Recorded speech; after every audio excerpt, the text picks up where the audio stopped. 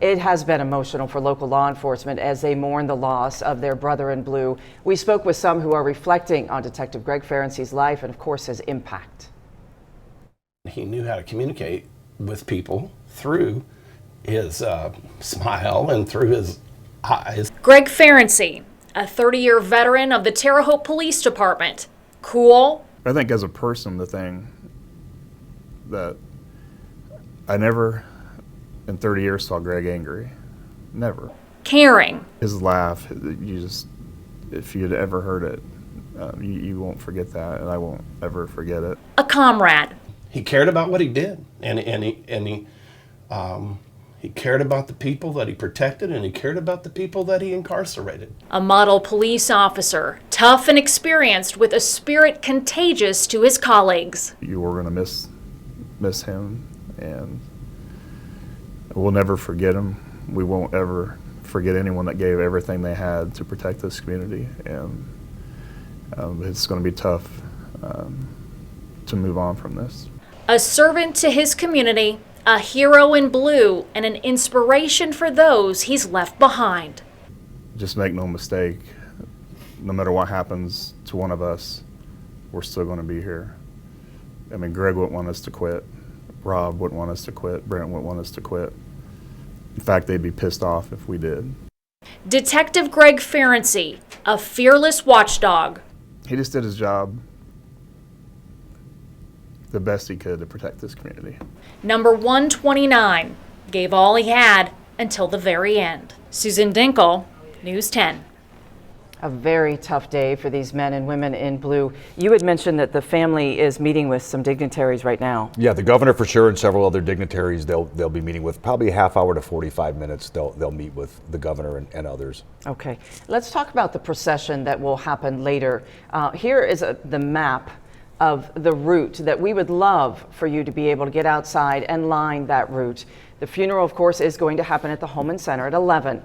The procession will leave and head toward Calvary Cemetery. The procession will begin at 9th and Cherry Streets. You see the map. It will then travel down Wabash Avenue, making 2 key stops before arriving at the cemetery. The first will be for the 1042 last call in front of the Terre Haute Police Department headquarters. And second, the procession will travel under the Garrison flag. You heard us talking about the history seeped in that Garrison flag, and that will be at Wabash and Brown Avenue. Along the route, first will be Terre Haute Police Department. That's where the 1042 final call will take place. This dispatcher will be doing that final call. And of course, that is also where Greg's car is at the memorial. So if you want to line around that Terre Haute Police Department area, there on Wabash, the community will not only be showing support, of course, to the fallen officer, but to the other officers who are protecting our city. And then continue, of course, to Calvary Cemetery. That's on the east side of Terre Haute. We also want to head out to the Holman Center one more time because things are getting ready, things are getting busy. Officers are lining up. The Patriot Guard is lining up as well. We have News 10's John Swanner standing outside live at the Holman Center. John? All right, thank you, Patrice. You were mentioning the procession earlier, just a few moments ago. We can actually tell you how that's kind of going to look. We have a number of motorcycle officers to my left, your right, and they will be leading the charge. You will see them first, followed by a couple of funeral coaches, including one that'll be carrying Detective Ferency's casket, and then I'll be followed by a number of vehicles that'll be carrying members of his family. And then along 9th Street, as far back as the eye can see from the Holman Center going north, there's a plethora of squad cars from all over the state of Indiana and in fact the area. And you'll see a number of squad cars making their way towards Calvary Cemetery, heading east from 9th and Cherry Streets, or 9th and Wabash, I should say, here in downtown Terre Haute. And we just saw former Fire Chief Jeff Fisher walk in. There's a number of people still making their way into the funeral here at Holman Center. I'd like to also mention that Senator Mike Braun is here in Terre Haute for this funeral. We also saw State Senator John Ford walking in with him, and just a number of people that are here. It's been really nice to see the outpouring of support of of people that are coming in to say goodbye to Detective Ferency. And this includes, and I mentioned this earlier, but I saw some women that have worked in the offices of Terre Haute Police Headquarters for my entire career and probably beyond that. And Detective Ferency, of course, a 30-year veteran of the Terre Haute Police Department, so they've known him his entire career as well. And just the looks on their faces, and they were just devastated because the one thing about Detective Ferency is that while he was described by some as quiet, he definitely made his rounds in headquarters to see everybody and to make sure that he said hello to everybody and to check in to see how everyone was doing. And I'm sure that they're going to miss him deeply and miss those quick conversations and miss his quick wit. And like Patrice said, that smile, the ball cap that he wore all the time, that's what people here are going to miss. And of course, I asked if they were holding up okay, and they said as good as they can under the circumstances, but they weren't about to miss saying goodbye to their friend Detective Ferency. So just a lot of emotion here right now, and of course when they bring the casket out, we'll bring that for you, and that's also a very moving scene. It's just the finality of it all kind of drives home at that point. One thing I do want to mention is the sun makes its way outside. We had some rain just a few moments ago, actually, and that has definitely kicked up the humidity here for these officers. They'll have to deal with that on top of everything else that they're dealing with already. I think Patrice said it best. Please line the procession route if you can, and not only show your support of our local police all over the area that have made their way here, but also the Ferency family will absolutely appreciate you making your way out. Just to give a quick wave, if that's all you can do, that's perfectly fine. The family will definitely appreciate you making their way out there. Patrice, we're going to send it back to you in the studio, and we'll be back out here probably in just a few moments. Back to you. Well, and certainly, John, something that people can consider is bringing their children out. This can be a real educational moment, especially for young children. You have children, you know exactly how that could be. Thank you very much, John. Scott, there's a lot that has gone into the preparation for this, not just today, a lot of preparation. We stopped by a flower shop, Maggie and Mo's in Terre Haute. They were preparing dozens of floral arrangements right after the officer was shot to today. Mostly bouquets of red, white, and blue. You see them putting them together.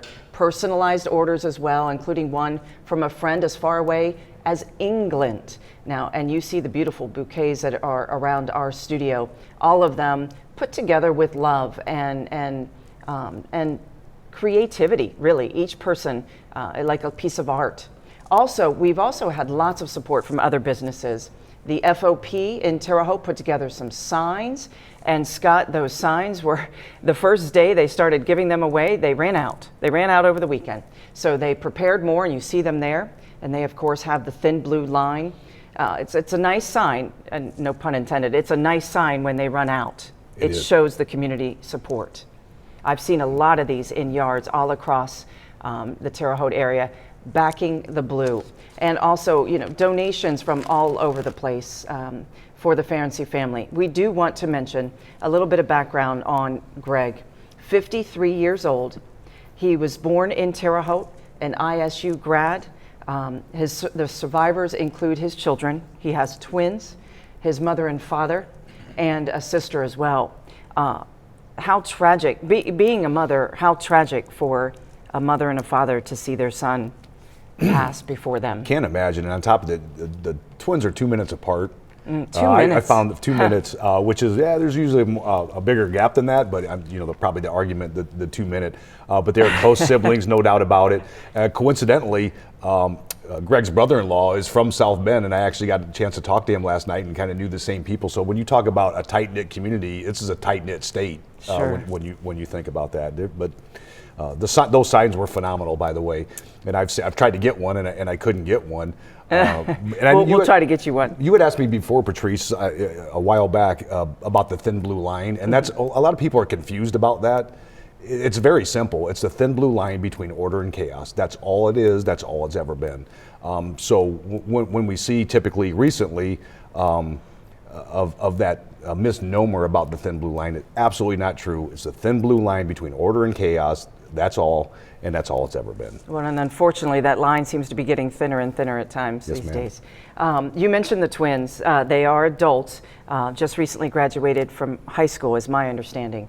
But yeah, they have great personalities. As we have explained, Greg Ferency was a 30-year Terre Haute Police Department veteran, 30 years that he gave to this community. We spoke with those who worked with him about his role in local law enforcement. Detective Greg Ferency's legacy meant a lot to those he worked with. He did so many more things that I can't sit here and explain to all of you. Those of us that work with him know. He was an amazing person, and I just can't say that enough. His legacy? Leaving a mark on Terre Haute Police and the FBI as a federally deputized task force officer. Greg was not only a long-standing member of the police department here in Terre Haute, but a valued member of our FBI family. Ferency wasn't just a member. He was on the Terre Haute police force for 3 decades. He was a task force member with the FBI since 2010. He was a teacher, training officers how to handle the toughest of situations. And Ferency did many risk assessments of violent crime scenes. But above all that, he was a family member. Greg is a father of 2 adult children. He's a brother. He is a son, and he's been a member of our police family. Even more so, a friend. He was actually my neighbor right before I came on the police department. You'll not meet a finer person. Making the difficult tasks effortless. There's not anything that he did that he didn't put 110% into.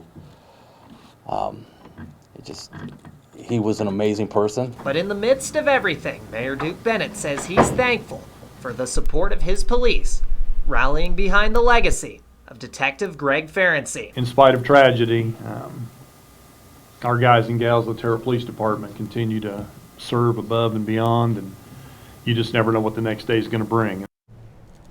That was News 10's Blake Dahlia reporting, and certainly we thank all of the men and women, all of the first responders for serving this community. When we showed the procession when Detective Ferency was taken from the hospital to regional hospital for the autopsy, it was a procession not just of police departments, not just of sheriff members, fire trucks, it was EMTs. They are a brotherhood all in one, all first responders. Absolutely, because they were involved since the get-go. Sure. And again, a lot of people may not realize that, but there were so many others. There were probably dispatchers that were involved in some type of ride-along capacity with that as well. And he's always been under guard. He's been under guard since his time of passing. Well, and in the year and a half that we've had with the coronavirus, first responders have been top notch in this community all across the nation. Of course, we can't forget our doctors and nurses involved as first responders too with the coronavirus. We thank them all. We thank you all for your service. We do want to show you the memorial that is right outside the Terre Haute Police headquarters. And Scott, this has grown from Wednesday tremendously. You see stuffed animals, flowers, notes, flags, balloons. It's a beautiful, beautiful site, an emotional site as well. It is, and it's a healing site again for many officers. My guess is by the end of the week, at the earliest, you won't even be able to see the squad car anymore with so many things that will be placed around it. Oh, it's just beautiful. His badge number was 129. So if you see that with the thin blue line all around town, because a lot of businesses are putting up 129, and that's what that represents. That is Detective Ferency's badge number. Lots of folks, even not from this area, are doing what they can to support this officer, even as young as 12 years old. 12-year-old Zachariah Cartledge, he runs a mile for every officer, firefighter, border patrol agent, any first responder who dies in the line of duty. You see him there. He ran earlier this week, Cartledge running a mile for Detective Ferency. He did this last Thursday night. So the officer died on Wednesday, and this young man was hitting the pavement on Thursday night. This was the 948th mile for Cartledge in just 2 years. Cartledge helped start the nonprofit Running for Heroes, which helps families of fallen officers. And unfortunately, he had to run not long ago for a firefighter killed here in the line of duty as well. Here are local people, Scott, who on the same time as this young man was running, they decided to walk in honor of Detective Ferency. So at the same time, even though the young man was not even in this state, he was running, while these good folks were walking. So a lot of community support, even something as simple as putting one foot in front of the other. Awesome. Phenomenal. It is. A busy day today at the Holman Center. The funeral service will begin at 11 o'clock. We have video here showing a bird's eye view right outside Holman Center. Scott, talk about what's going on right now. It is about 11:15, so things are really moving. So right now it's organized chaos. That's Okay. the best way to describe it. At 10 o'clock they posted the initial casket watch. Hopefully, going for the time frame of 11 o'clock start, they will start the officer file by right after the VIPs are seated. The general public has already been allowed to see. They have specific seating for them. But then the VIPs will come in, and then once the VIPs are seated, then the officers will do a file by. And that again it seems like it's trying to herd cats on ice is what it feels like. And I'm trying to throw a little bit of humor in there because Sure. there's some things that we We have to appreciate contend with that. and that's one of those things as well. But you know what, they get it right. Unfortunately, we've had too much practice at this, so it does get right. But you can just look at the vehicles there and how that is. You really can't make any sense of it until everything starts moving. Then it does make sense. That's how everything goes behind the scenes. Well, we certainly hope the rain holds off for all of this because so much work has gone into this to make this nice for the family. We talked about that community support, Scott. I want to show you more.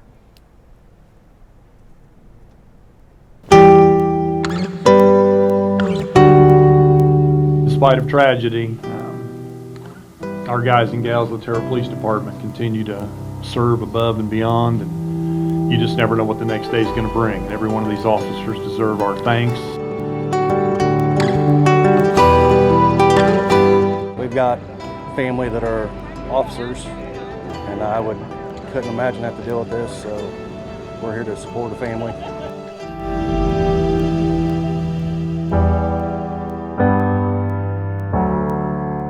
Let the police know that we back them. We back the blue.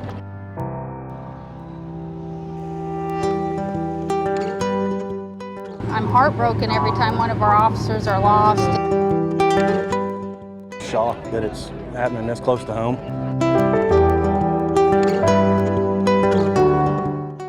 Outpouring of community support that it shows Greg's life meant something.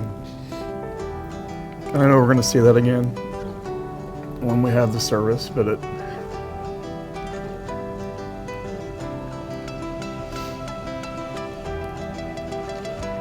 I know it's hard to understand this now, but it helps our grief when we know we're not grieving alone.